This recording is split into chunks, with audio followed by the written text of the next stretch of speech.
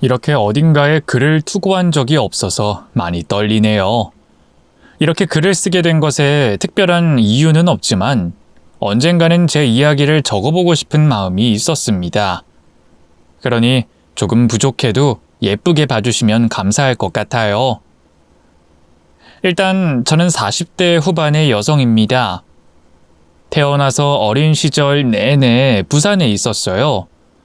왜냐하면 저희 아버지가 기관사로 일을 오래 해오셨기 때문이었죠.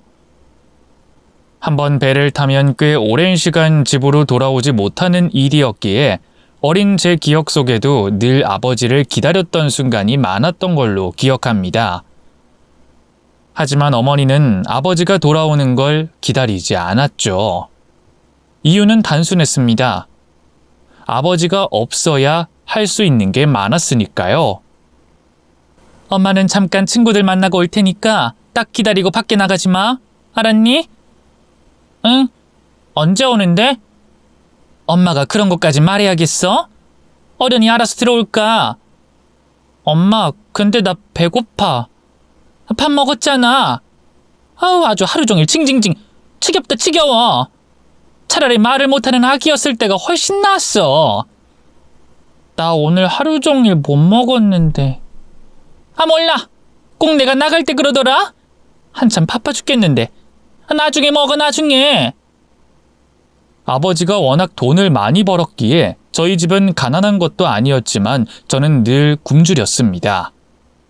물로 배를 채우기도 하고 집에 있는 생쌀을 씹어 먹은 적도 있었을 정도였으니까요. 그렇습니다. 저는 아버지가 없는 시간 동안 방치돼 있었어요. 식사도 제대로 챙겨 먹어본 적이 없었고 더러운 옷에 씻지도 못한 채로 불 꺼진 집에서 이틀, 사흘까지도 홀로 남겨졌습니다. 머리는 감지 못해서 늘 기름지고 엉켜 있었고 또래 아이들에 비해서 너무 마른 상태였죠. 그런 꼴로 3개월 혹은 반년을 넘게 지내야 했습니다. 바로 아버지가 돌아오기 전까지죠. 아버지가 돌아오면 상황은 바뀌었습니다. 어머니는 그때서야 더러운 집을 사람을 불러 치우고 저를 씻기고 예쁜 옷을 입혀줬으니까요. 그래서인지 어린 시절을 떠올리면 대부분이 아버지를 기다렸던 기억이 차지하고 있었던 것 같습니다. 어머니는 아버지가 오면 모든 게 바뀌었어요. 일단 제게 친절했고 보통의 다른 어머니처럼 저를 따뜻하게 안아주시기도 했죠. 우리 애가 왜 이렇게 말랐어? 저번에 왔을 때보다 더 마른 것 같은데. 애들은 살이 갑자기 빠지면 문제가 있는 거라는데 병원에 한번 데려가 보지 그랬어. 별거 아니에요. 이미 병원은 다녀왔지. 입이 짧고 어찌나 예민한지 밥을 잘 안 먹어요. 뭐? 지금은 거의 며칠은 굶은 사람처럼 먹는데. 그야 당신이 있으니까 저러는 거라니까요. 애가 어찌나 당신만 찾는지. 내가 키우면서도 애가 내가 낳은 건지 당신이 낳은 건지 헷갈릴 정도라니까요. 아유, 그래? 그래도 좀 신경을 더 써. 억지로라도 먹여야지. 저러다가 성장에 문제 생겨. 잔소리는. 어련인 엄마인 제가 알아서 할까? 알지, 아는데 걱정이 되니까 그래. 당신이 아이 교육이며 그런 거 신경 쓰는 거 아는데 무엇보다 아이들은 건강이 우선이잖아. 알았어요, 알았어. 당신 딸 잘 먹이고 입힐 테니까 걱정하지 마세요. 그래. 역시 당신밖에 없어. 어머니가 이상한 사람이라는 걸 깨달은 건 제가 6살 정도 됐을 때였습니다. 그전엔 아버지가 있고 없고의 차이를 잘 몰랐고 너무 어려서 뭐가 진짠지 구분을 못했거든요. 하지만 그 사실을 알게 됐다고 달라지는 건 없었습니다. 왜냐하면 엄마라는 존재가 아이에게는 하늘과도 같았기 때문이었으니까요. 세상의 전부고 엄마가 없다는 사실에도 세상이 무너지는 기분이었기 때문이었죠. 특히나 아버지가 왔을 때 어머니가 제게 해줬던 것들 때문에 더 애정을 갈구하게 됐던 것 같습니다. 그리고 그 애정을 받기 위해서는 아버지가 필요하다는 걸 알게 된 거였죠. 저는 몇 달을 쉬다가 다시 일을 나가려는 아버지를 잡고 매달리곤 했어요. 그건 꽤 오랜 시간 반복된 일이기도 했죠. 아빠, 일 안 가면 안 돼? 그냥 여기 있으면 안 되는 거야? 우리 딸, 아빠가 일 안 갔으면 좋겠어? 응. 근데 아빠가 일을 해야 돈을 많이 벌어서 우리 딸 공주님 드레스도 입히고 피아노 학원도 보낼 수가 있어. 그래서 아빠도 우리 예쁜 딸이랑 계속 같이 있고 싶은데. 드레스도 필요 없고 장난감도 싫어. 그냥 있어, 응? 아이고, 우리 예쁜이 어디서 이런 예쁜 소리를 할까? 아빠 열심히 일하고 올 테니까 엄마 말씀 잘 듣고 학원도 빼먹지 말고 가야 한다. 알았지? 하지만 아버진 결국 그런 저를 두고 갔고, 그와 동시에 어머니 역시 물 만난 물고기처럼 잔뜩 꾸미고 밖으로 나갔습니다. 저도 어느 순간부터는 그걸 당연하게 받아들였고, 어린 제가 할 수 있는 선에서 살아남으려고 애를 썼죠. 방치된 빨래나 어머니의 가방, 아버지의 오래된 겨울 옷들을 뒤져 동전을 찾아냈고, 그걸로 슈퍼에서 과자를 사 먹기도 했고, 찬물에 라면을 넣어서 퉁퉁 불린 걸 먹기도 했죠. 그리고 언젠가부터 저 스스로 혼자 집안일도 하기 시작했습니다. 그게 제 나이 7살이었을 때였고요. 모든 것들이 너무나 크고 높기만 한 어린 나이였지만 단순히 어머니의 칭찬이 고파서 그렇게 했었습니다. 하지만 소용없었죠. 안녕. 아버지는 너네 엄마 아주 오래된 친구야, 친구. 안녕하세요. 아이, 그래. 얼굴은 엄마랑 똑같네. 아저씨가 과자 사줄까? 네. 그러던 어느 날 저만 있던 집에 어떤 남자가 찾아왔고 제게 과자도 사주고 밥도 사줬던 일이 있었습니다. 그런데 집에 돌아왔을 때 저는 어머니에게 두들겨 맞아야 했죠. 남자와 어머니는 크게 싸웠는데 일부러 어머니를 위협하려고 저를 데리고 갔었다는 걸 알게 됐습니다. 두 분이 제 앞에서 소리를 지르면서 싸웠으니까요. 그러다가 둘이 화해를 했고 끌어안고 입을 맞추는 걸 저는 똑똑히 봤고, 그게 나쁘다는 걸 어린 저도 어렴풋이 알고 있었죠. 그리고 저는 그 이후로 돌아온 아버지에게 귓속말로 전달을 했습니다. 엄마가 다른 남자랑 뽀뽀를 했다고 말이죠. 영악했던 건지 단순했던 건지 솔직히 저도 정확히는 모르겠습니다. 말을 하긴 했지만 그게 이혼으로 이어지게 될 줄 몰랐던 것은 확실했고요. 어린 저는 당연히 이혼은 안 된다고 울기 시작했고, 당시 아버지 역시 홀로 남겨진 저를 두고 일을 갈 수 없었기에 그냥 넘어가게 된 게 문제였습니다.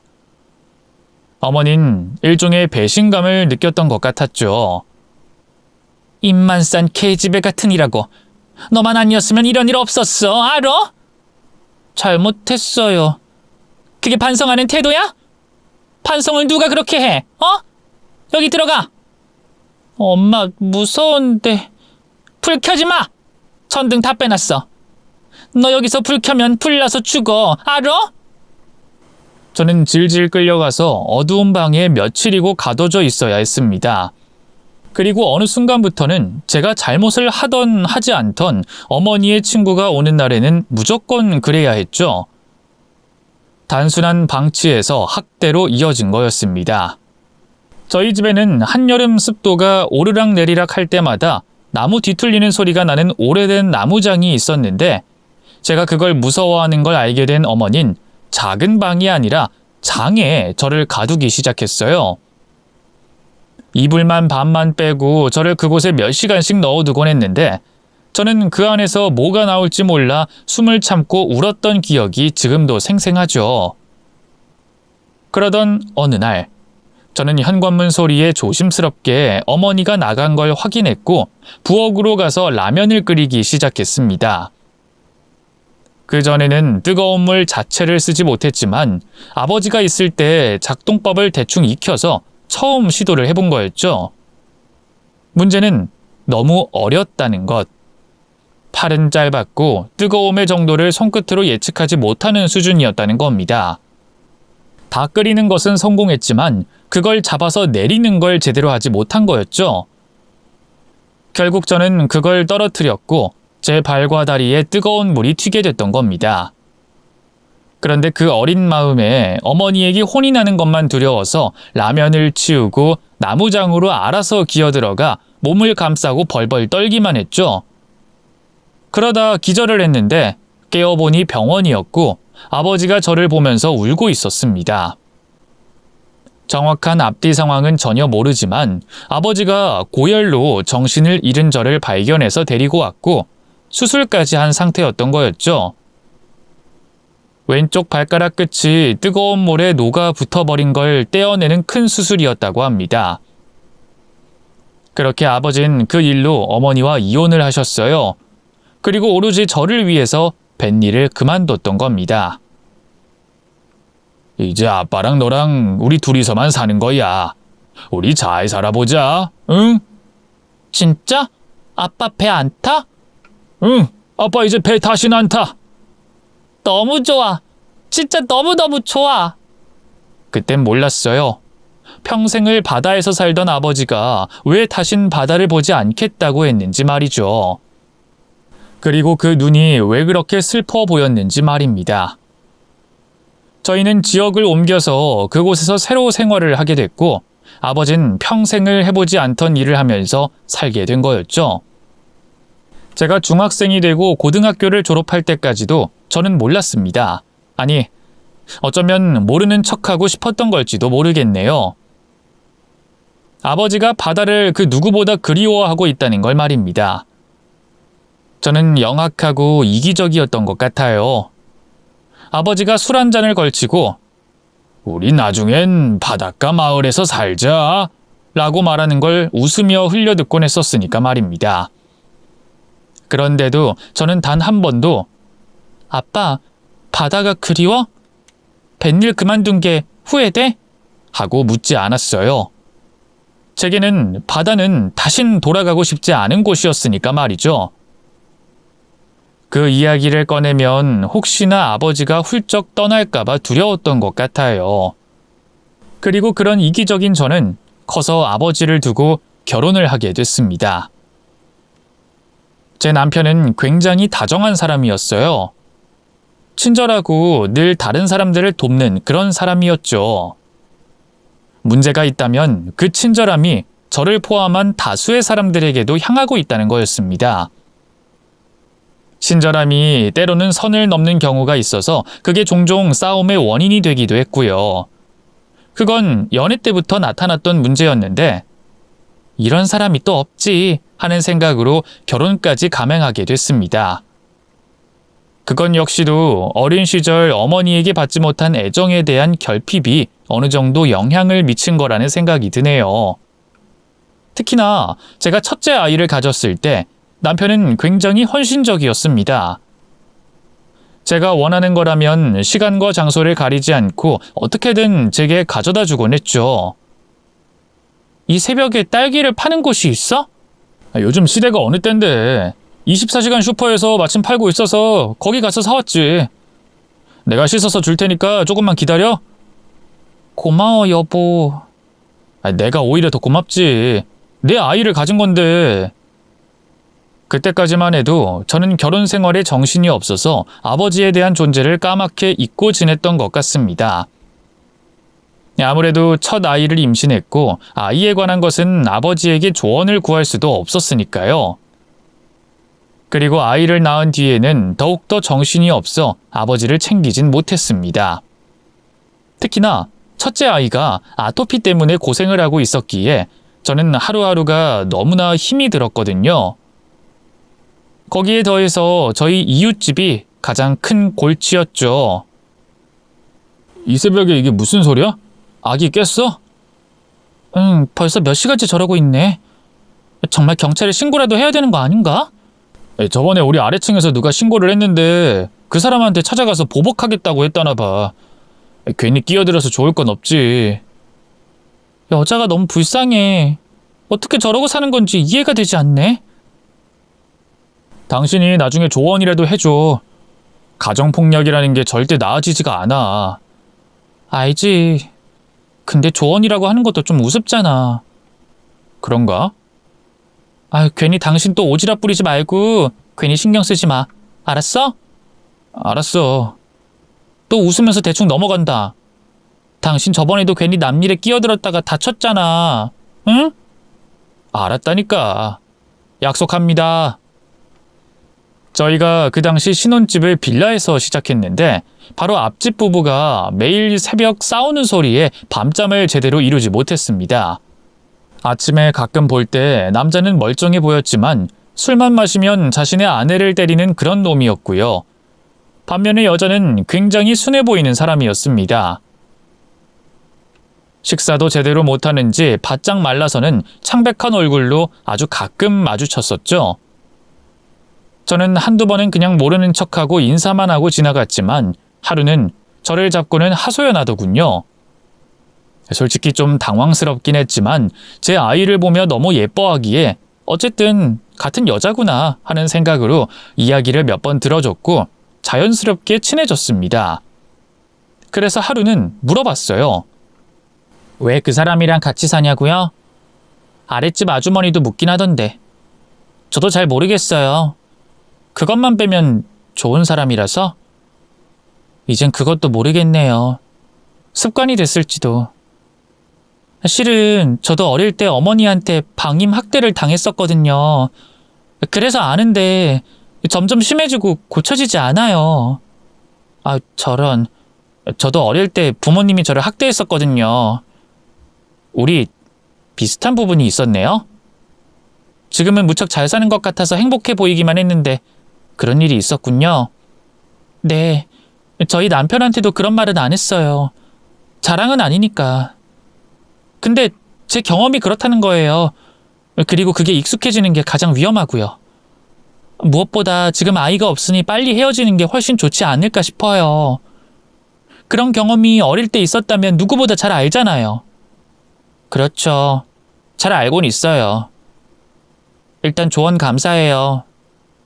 그나저나 부럽네요. 네?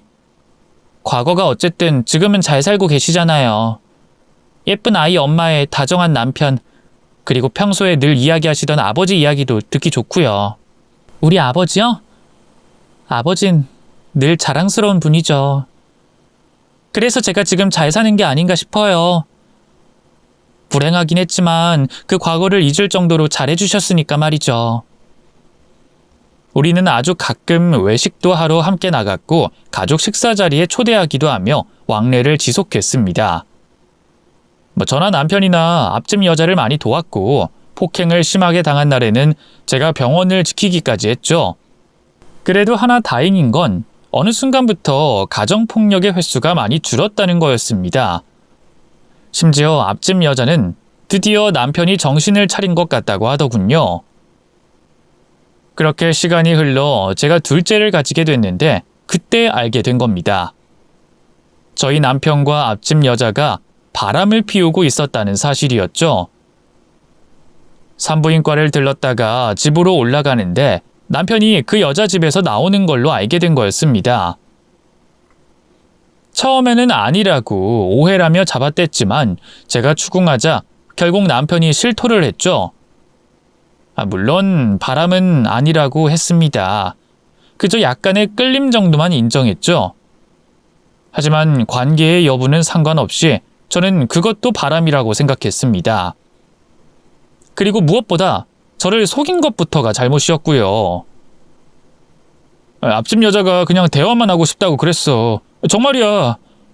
난 진짜 싫었는데 너무 불쌍하고 가여웠어. 당신도 알잖아. 나 오지랖 넓어서 그냥 못 지나치는 거. 그게 말이 된다고 생각해? 아무리 불쌍해도 바람 피웠다는 게 말이 된다고? 바람이 아니라니까? 그냥 단둘이 만난 건 충분히 오해할 것 같은데 정말 위로만 해줬다고. 오늘도 병원에 좀 데려다 달라고 그래서 집에 잠깐 들린 거였다고. 진짜야. 내가 산부인과 같이 가자고 할 땐 거절했잖아. 근데 그 여자 병원에 데려다 주겠다고 회사에 반차까지 썼다는 말을 지금 나한테 믿으라는 거야? 진짜야. 그 여자한테 물어봐도 된다고. 난 결백해. 잠을 잔 것도 아니고 그냥 집에 있다가 나온 게 전부잖아. 이혼하자. 이제 나 당신 못 믿어. 내가 말했잖아. 다른 건 몰라도 바람은 절대로 용서 안 한다고. 결혼 전에 연애할 때도 늘 그렇게 말했었어. 그리고 그건 진심이고. 아이가 있다고 해서 달라지는 건 하나도 없어. 여보, 한 번 실수잖아. 그냥 내가 동정심에 오버한 거야. 물론 나도 내가 미친 거 알아. 근데 너무 불쌍해 보였어. 신경 써주고 싶은 마음도 있었고. 근데 정말 그게 전부야. 난 당신뿐이야. 그리고 우리 아이를 두고 어딜 가라는 거야. 그 여자한테 가. 그 여자한테 가라고. 그 여자 자기 남편 사랑해. 당신도 알잖아. 그냥 하도 폭행에 시달려서 혹해서 그런 것 같아. 물론 나도 잘못 있어. 하지만 당신도 알잖아. 내가 이제까지 당신한테 어떻게 했어? 한 번의 실수로 이렇게까지 할 필요가 있어? 당신 아이들은 생각도 안 해? 속은 끓고 마음은 너무나 아팠습니다.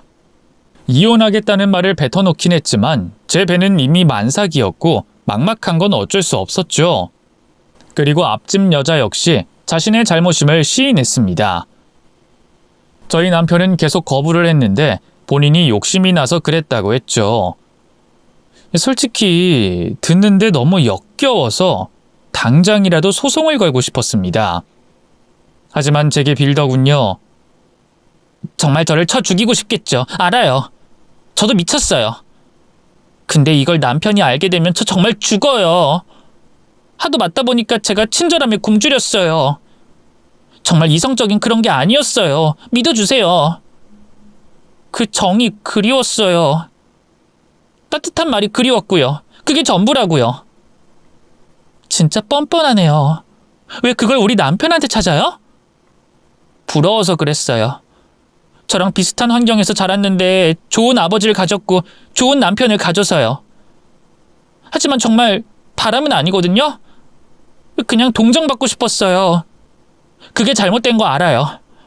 기분 나쁘고 너무 불쾌하실 것도 알아요. 근데 바람, 정말 그건 아니었어요.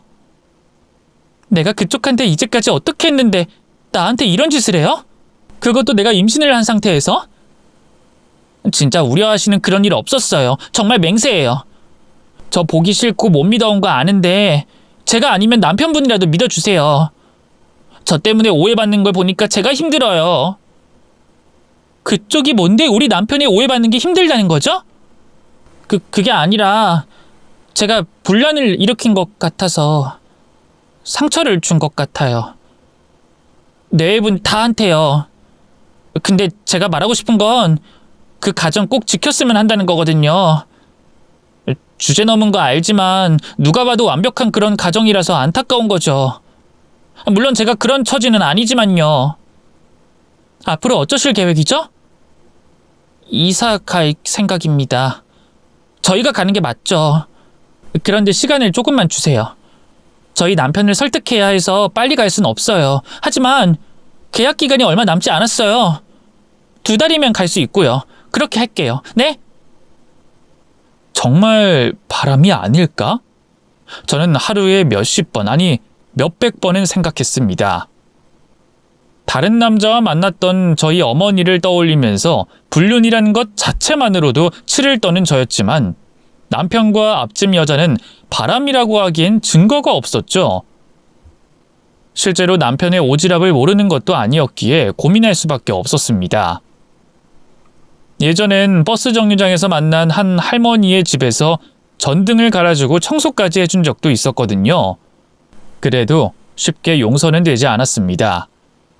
어떤 날에는 말을 한마디도 하지 않았고 매일 차려주던 식사도 준비하지 않았죠. 그러다가 저희 아버지가 오래 다녔던 회사를 은퇴하면서 남편과 사이가 다시 좁혀져 갔습니다. 시골에서 생활하신다고?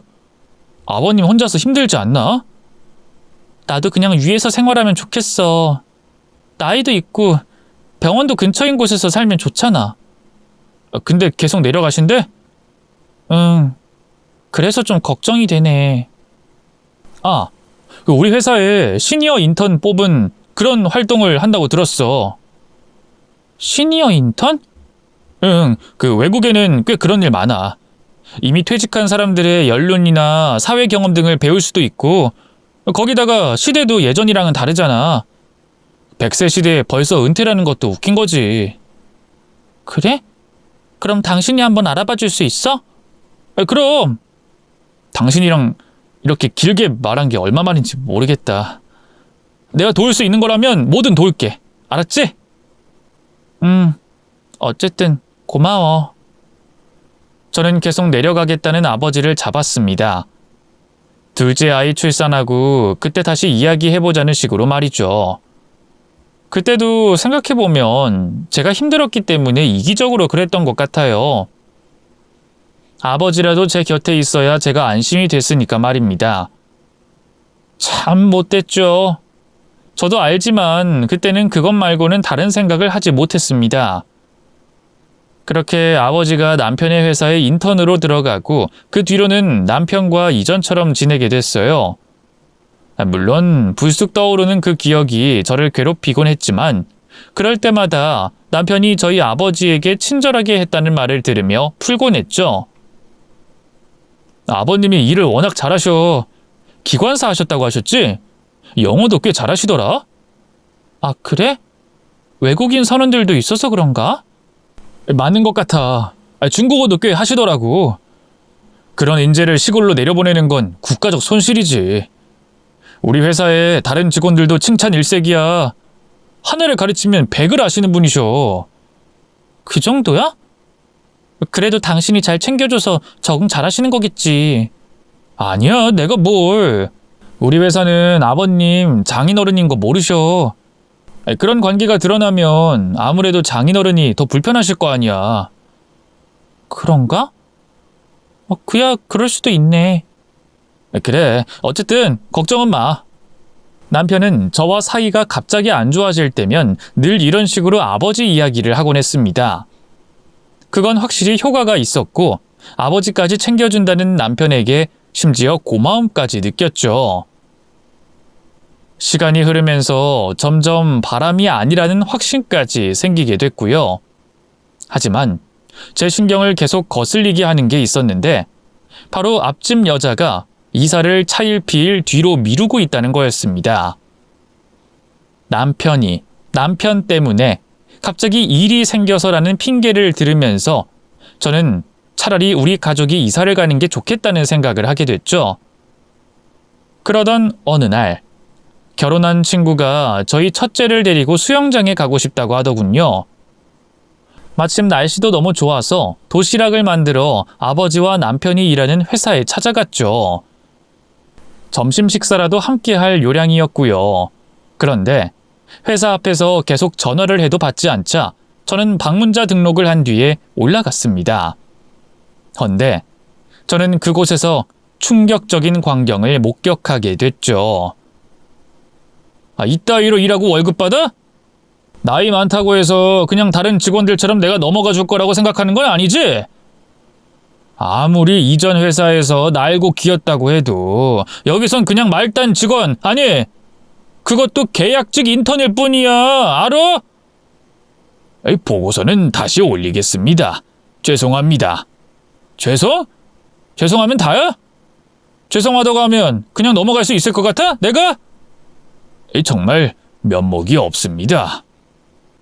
그 장면과 목소리, 그리고 그때의 감정은 마치 악몽과 같았습니다. 도망치고 싶어도 다리에 힘이 들어가지 않고 소리를 지르고 싶은데도 목소리가 나오지 않는 그런 끔찍한 악몽 말이죠.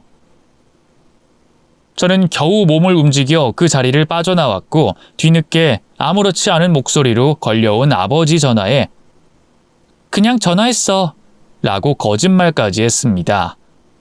그리고 집으로 돌아와서 생각해보니 소름 끼치더군요. 남편이 그간 저희 아버지에게 잘했다고 그렇게 믿었는데 그게 아니었다는 것과 사람 좋은 척 굴더니 어른에게 함부로 하는 그 태도까지도 이해가 되지 않았습니다. 무엇보다 저희 아버지의 멱살을 잡아 올린 그 행동과 살기 가득한 눈빛이 머릿속에서 떠나지 않았죠. 오히려 주변에 있던 다른 직원들이 아버지를 보호하고 있었죠. 도통 앞뒤가 맞지 않는 상황 속에서 한 가지 내려진 결론은 제가 알던 남편의 모습은 가짜라는 거였습니다. 거짓말, 가짜, 눈속임 이런 단어들이 떠오르며 남편과 앞집 여자의 관계에 대한 생각까지 다시 들었어요. 그래서 저는 가장 먼저 앞집 여자의 남편을 만났습니다. 혹시나 오해는 아닐까, 바람을 피운 게 아닌데 말을 전해서 큰일이 생기진 않을까 생각해서 단 한 번도 만날 생각은 하지 않았던 그런 사람이었죠. 만나는 방법은 단순하고 무식하게 길목을 지키고 있는 게 전부였지만 이야기 좀 하자는 제 뒤를 따라오긴 하더군요. 그리고 마주했을 때는 끔찍한 가정폭력범이라기에는 그저 평범한 중년의 남자였을 뿐이었습니다. 무슨 일이시죠? 이렇게 마주 앉아 있는 것 자체가 좀... 혹시 저희 집이 시끄러워서 그런 건가요?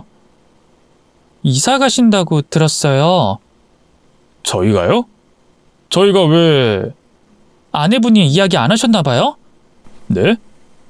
저는 못 들었는데요. 사실 저희 남편이 그쪽 집에서 그쪽 아내분이랑 나오는 걸 제가 봤어요. 네? 이런 미친... 때리실 건가요? 네? 남자는 놀란 토끼 눈이 돼 저를 보더니 눈을 깜빡이고는 다시 말했죠. 무슨 오해가 있으셨던 것 같은데요. 물론 그런 오해를 산 적이 있긴 합니다만 저는 아내를 때리지 않습니다. 그게 무슨... 저는 병원에도 같이 갔는데요. 아시잖아요. 아내가 그런 식으로 말하고 다니는 건 알죠. 하지만 전 가정폭력범이 아니에요. 제 아내가 스스로 자학한 겁니다. 믿지 못하실 건 알지만 제가 언성을 높인 건 사실이고요.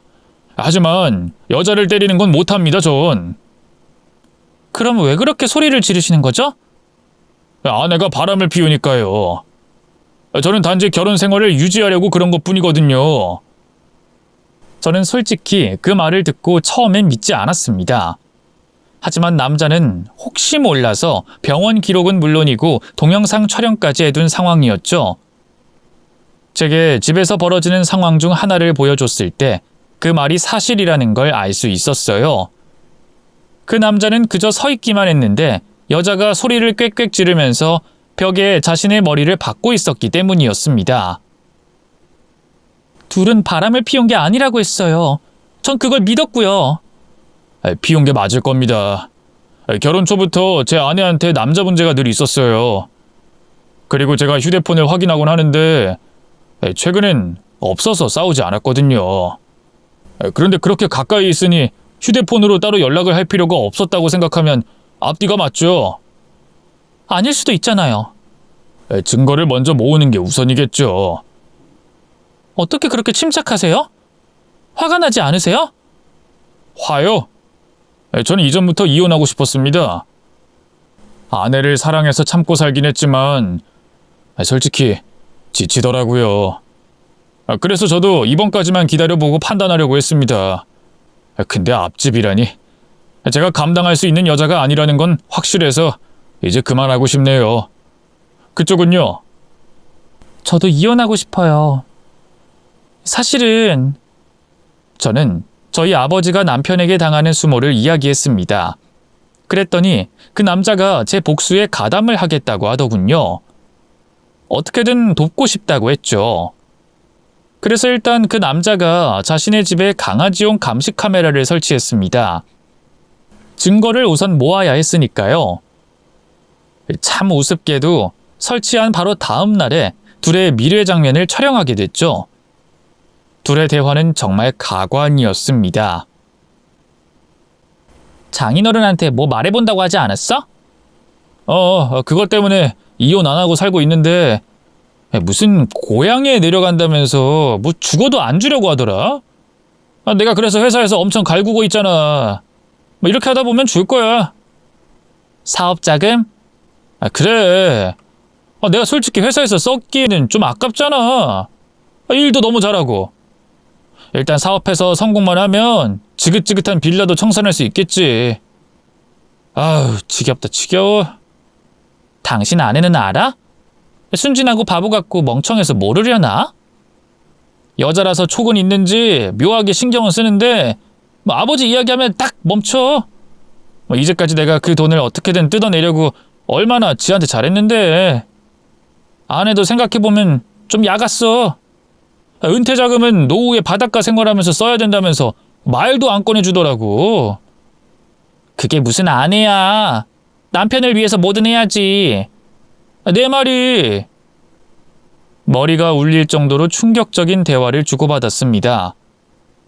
사랑한다든가 너밖에 없다든가 그런 말은 물론이고 아버지의 은퇴 자금을 어디에 쓸지 어떤 가방을 사줄지 이야기하는 걸 들으니 역겨웠죠. 이건 처음에 앞집 여자 집에서 나오던 남편을 봤을 때와는 기분 자체가 달랐습니다.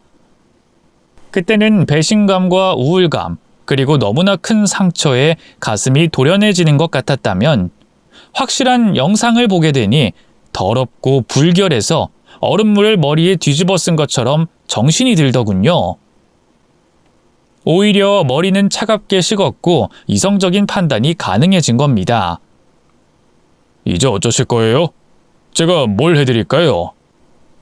이렇게 증거까지 주셨는데 오히려 제가 뭘 해드려야 할지 고민이네요. 저도 복수해드릴까요? 머리채를 잡아준다든가. 아니요. 일단 여자를 때리는 건 싫고 그쪽이 제 아내를 상대하기도 힘들 겁니다. 제 아내는 금전적인 것으로 타격을 주면 가장 좋아요. 그리고 그쪽 남편한테 하는 제일 큰 복수가 제 아내를 데려가는 거라고 생각해요. 아마 살아보면 알게 될 겁니다. 천천히 말라 죽어가는 스스로를 보게 될 테니까. 알겠어요. 상간녀 소송으로 어떻게든 해볼게요. 네, 저도요. 근데 저 남자는 때리거든요. 앞집 남자는 순하게 생긴 얼굴과는 다르게 덩치가 꽤 컸습니다. 그래서 아내를 때리는 남편이라고 누구라도 오해할 정도였고요. 저는 그 사람을 앞세워서 바로 다음 날 남편의 회사로 찾아갔습니다. 아이는 친구에게 모두 맡겼기에 걱정도 없었죠. 앞집 남자는 한참을 회사 안을 훑어보다가 멀리서 제 아버지를 구박하는 남편을 발견하고는 제가 말하기도 전에 달려가서 남편을 발로 차서 날렸습니다. 앉아있던 여직원은 비명을 질렀고 몇몇 남자들이 근처로 갔지만 키도 크고 덩치도 있는 남자를 함부로 잡지 못해 경비만 찾더군요. 그래서 제가 나섰습니다. 마치 이제야 알았다는 듯 연기를 하면서 울먹이며 소리를 쳤죠. 어떻게 앞집 여자랑 바람을 피워? 어떻게 내 아버지를 구박할 수가 있어? 저는 그러면서 당황한 표정의 아버지의 손을 잡아 끌었습니다. 그게 무슨 말이야? 박서방이 뭐? 저 인간이 아빠 퇴직금 노리다가 안 주니까 아빠한테 막대한 거야. 그 돈으로 사업해서 상간녀랑 함께 살겠다고 했다니까? 뭐? 저놈이... 오래 뱃일을 쉬긴 했지만 그래도 아버지는 타고난 통뼈였어요. 그래서 쓰러져 있던 남편의 멱살을 잡고 일으킨 뒤에 머리로 코를 박아버리셨죠. 정말 너무나 순식간이었고 그 상황을 지켜본 직원들도 경비를 부르는 걸 멈췄습니다. 애초에 시니어 인턴으로 들어온 저희 아버지와 남편의 관계가 장인어른과 사위라는 사실 자체에 충격을 받은 것 같았죠. 숙덕거리는 소리 뒤에 미친 거 아니야? 장인어른은 그렇게 됐다니 하는 말들이 조각나서 들렸습니다. 그래서 거기에 더해서 저는 한마디 더 던졌죠. 내가 임신했을 때부터 바람 폈다는 거 다 알아. 나한테 잘해준 것도 아버지한테 뜯을 돈 때문이었다는 것도 알아. 우리 아이가 둘인데 어떻게 이럴 수가 있어? 당신은 사람도 아니야. 짐승도 아니야. 그냥 괴물이야. 악마라고. 이 쓰레기 같은 놈아. 저희는 피를 철철 흘리면서 고소하겠다는 남편을 뒤로하고 밖으로 나왔습니다. 앞집 남자는 자신의 일을 다 했기에 집으로 갔고 저는 아버지와 단둘이 대화를 하게 됐죠. 아버지는 정말 너무 많이 우셨습니다. 아마도 자신이 겪었던 고통을 자신의 딸까지 겪었기에 그 슬픔이 더했을 것 같더군요. 미안하다. 그래서 네가 그렇게 힘들어했구나. 표정이 안 좋다는 생각은 했지만 설마 했는데 아빠가 너무 미안해. 차라리 박서방한테 돈을 줬더라면. 아빠는 미안해하지 않아도 돼. 난 애초에 그 사람이 사업하고 싶다고 은퇴자금 이야기했을 때 아빠한테 말조차 꺼내지 않았으니까. 아빠한테 그 돈이 어떤 의미인지 모르지 않아. 설령 아빠가 준다고 했어도 그러지 못하게 했을 거야. 내가 이기적이었어. 아빠가 널 위해서 그 정도는 했으면 나랑 살았을 것 같아? 그 사람 앞집 여자랑 바람 피워. 벌써 미래 계획까지 다 짰더라고. 차라리 지금이라도 알게 돼서 다행이야. 난 이제까지 아빠 돈 노리는지도 모르고 저렇게 좋은 사람이 어딨나 했던 게 가장 후회가 돼. 그게 뭐든 후회하지도 말고 니 탓하지도 마. 아빠나 그러지 마. 매번 내가 해달라는 건 다 해줬잖아. 여기 있어달라고 하면 있어주고 취업하라고 하면 취업하고. 다 나 때문이지? 나한테 미안해서. 아빠는 내 발의 흉터 때문에 매일 자기 탓이라고 생각하잖아. 그렇지? 아빠는... 아버지는 말끝을 흐리시면서 결국 울음을 터뜨리셨어요. 저 역시도 그걸 알고 있었죠. 어린 시절의 그 흉터가 여전히 제 발등과 기형적인 발가락 모양에 그대로 남아 있었으니까요. 그래서 아버진 늘 제 이야기를 들어준 겁니다. 늘 바다를 그리워하면서도 제 곁을 떠나지 않았죠. 내가 미안해. 내가 너무 이기적이었어. 아빠가 곁에 있어주면 다 좋을 것 같았어. 미안해. 그 인간한테 그런 취급받게 해서 미안해. 나이 먹고도 철이 없어서. 우리는 그날 한참을 안고 울었습니다. 저는 아버지에게 너무 죄송해서 아버진 제가 가여워서 그렇게 울었던 것 같네요. 저는 그날 이후로 아이들을 친구에게 맡기고 이혼 준비에 들어갔습니다. 아이 키운다고 경력이 단절된 상태라 자신이 없었지만 뭐든 할 준비는 된 상태였어요. 여자로서의 저는 약할지언정 엄마는 강하니까 말이죠. 물론 남편은 이혼을 하지 않겠다고 버텼습니다. 저를 사랑해서라든가 그런 거창한 이유가 아니라 재산 분할하는 것 자체가 싫었기 때문이겠죠. 무엇보다 회사에서 그 일이 있고 결국 잘리게 됐던 것도 그 이유 중에 하나였습니다. 하지만 유책 배우자였던 남편에게 결정권은 없었어요. 그렇게 딱 1년 전에 이혼을 하게 됐습니다. 앞집도 마찬가지였고요. 그리고 둘은 정신승리라도 하고 싶은지 살림을 합쳐서 살기 시작했습니다. 특히나 여자는 자신을 승리자로 여기고 있더군요. 우리 바로 혼인신고했어요. 알아요? 그쪽이랑 내 전 남편이 위자료 신청 그런 거 했다는데 그건 극복해야 할 하나의 과정? 이쯤으로 여기거든요. 아무런 타격도 없다는 말이죠. 타격 받으라고 한 게 아니라 그냥 절차니까 했습니다. 결혼 축하해요. 축의금으로 위자료에서 5만 원 정도 빼드릴게. 아무렇지 않은 척 하기는. 그쪽이 나한테 가짜는 조언만 하지 않았어도 이렇게는 안 했을 거예요. 좋은 아빠 있고 다정한 남편 있다고 왜 자랑질을 해? 자랑을.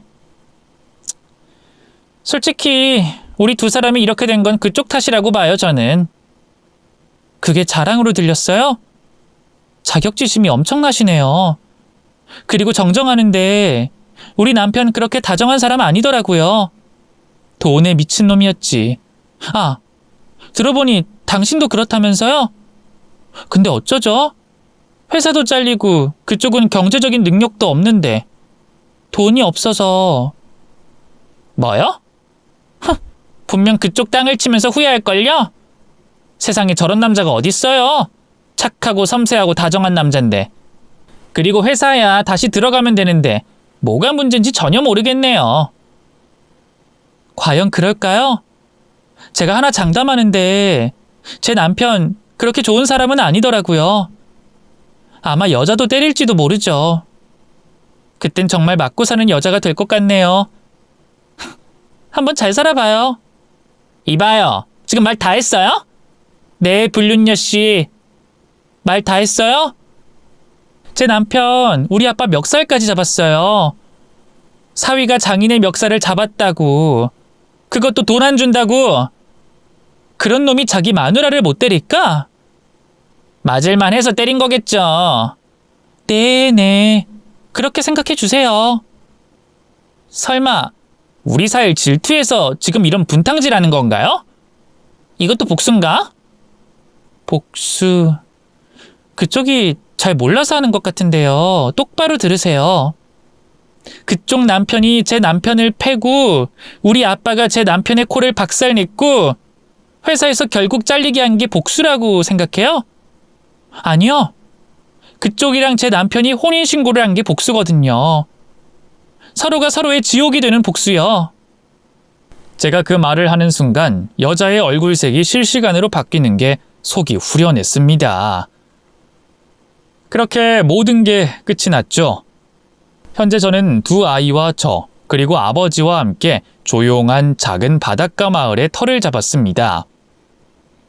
동네가 워낙 작아서 지명을 말하지 못하는 건 이해해 주셨으면 좋겠네요. 저는 여기서 마을 분들이랑 고기 손질하는 일을 하고 있습니다. 집에서 작은 텃밭도 가꾸고 있고요. 그리고 아버지는 아주 작은 고깃배를 중고로 사셨는데 기관사였던 자신이 선장이 됐다고 매일 배를 쓸고 닦고 하십니다. 바다를 볼 때마다 반짝이는 눈과 장난스러운 말투를 보니 비로소 아버지가 살아 숨쉬는 느낌을 받았죠. 마치 물 만난 물고기처럼 말입니다. 그런 아버지를 보면 아직도 지난날의 제 행동이 많이 반성이 되네요. 오로지 딸을 위해서 꿈을 접은 내 아버지. 적어도 저는 그런 아버지를 보면서 좋은 부모가 될 자신은 있습니다. 그렇게 되기 위해 노력도 할 생각이고요. 그리고 최근에 제가 예전에 살던 빌라의 아래층 아주머니를 통해 소식을 들었습니다. 전 남편과 앞집 여자가 매일 밤마다 싸우고 물건을 때려 부셔서 결국에는 그 집에서 쫓겨난다고 하더군요. 아침에 가끔 아주머니가 마주치곤 하는데 여자와 전 남편 모두의 얼굴에 시커먼 멍자국이 있다고 합니다. 정말로 서로가 서로의 지옥이 돼 제 복수가 결심을 맺은 것 같더군요. 저는 지금도 늘 기도합니다. 헤어지지 말고 평생 그렇게 둘이서 살길 말이죠. 제 이야기를 듣는 구독자님들도 그들의 유병장수를 기원해 주시면 감사하겠습니다.